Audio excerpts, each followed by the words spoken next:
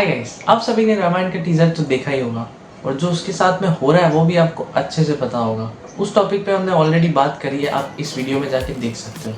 तो फिर आज मैं क्या करने वाला हूँ, तो आज हम बात करने वाले हैं उस टीजर की कुछ हिडन डिटेल्स के बारे में जो आप लोगों ने नोटिस नहीं की होगी, लेकिन मैं उनको बताऊंगा। एक बात और कि मैं सीन बाय सीन ब्रेकडाउन नहीं करूंगा, मैं वही सीन उठाऊंगा जो कम लोगों ने नोटिस किए हैं, जिनमें बहुत माइनर सी डिटेल्स है और वो कुछ नई चीज़ हो। शुरुआत करते हैं हमारी फर्स्ट डिटेल के साथ, जहाँ पे आप देख सकते हो कि हमारे राम भगवान, सीता माता और लक्ष्मण जी वनवास के लिए निकल रहे हैं और वहाँ पे नीचे लोग खड़े हैं।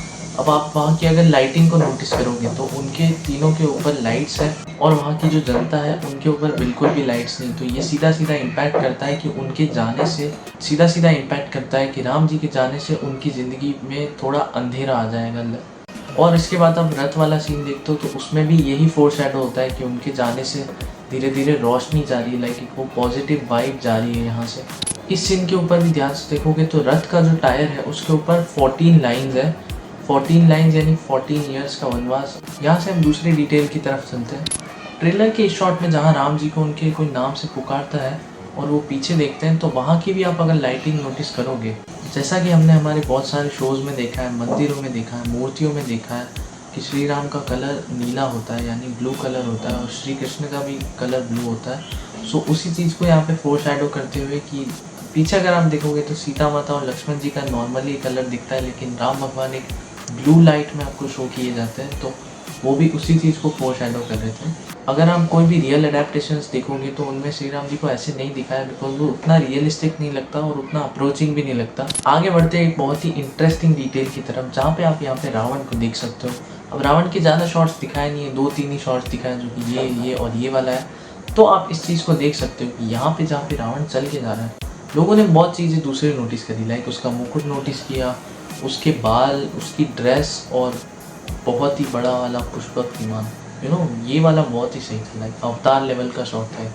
लेकिन जो चीज़ आप लोगों ने नहीं नोटिस की होगी वो थी ये। अगर आप लेफ्ट साइड में देखोगे तो वहाँ की बालकनी टूटी हुई है। इसका मतलब कि यहाँ पे थोड़ी देर पहले कुछ ना कुछ हुआ है और पुष्पक विमान भी अभी अभी यहीं पे है और ये है भी आसमान में, तो ऑफकोर्स लंका में तो हो नहीं सकता और ये जंगल के भी बहुत दूर है क्योंकि वहाँ का एटमॉस्फेयर ही बहुत अलग लग रहा है। जहाँ तक मैं समझ पाया हूँ कि 2 पार्ट्स में हर चीज़ को बहुत ही डिटेल और अच्छे से दिखाने वाले हैं, तो इन्होंने रावण का वो सीन भी रखा है कुबेर से अपना पुष्पक विमान छीन के ले जाता है और वो ही यहाँ पर दिखाया है। बिकॉज और मे भी हो सकता है कि मूवी का स्टार्टिंग शॉट ही यही हो, स्टार्टिंग सीक्वेंस ही यही हो, रावण की एंट्री यही हो, तो ये भी हो सकता है। अगर ये सीक्वेंस ऐसा हुआ तो सही में बहुत मज़ा आने वाला है देखने में, क्योंकि इतना डिटेल में ये सब दिखाना बहुत ही अच्छी बात है भाई। दूसरी बात, अगर आप इस शॉट को ध्यान से देखोगे तो आपको बहुत ही जूम करने में पता पड़ेगा कि अंदर रावण भी चल रहा है, तो यानी वो लेके जा ही रहा है, उसने नया छीना ही है अभी, तो यही हो सकता है मेरे ख्याल से। हाँ, तो यही थी वो छोटी छोटी डिटेल्स जो मैंने नोटिस करी। अगर आप लोग को वीडियो पसंद आई तो लाइक कर देना, शेयर कर देना सबके सामने, कमेंट करके बताओ आपको कैसा लगा। Subscribe to scroll story for more theories.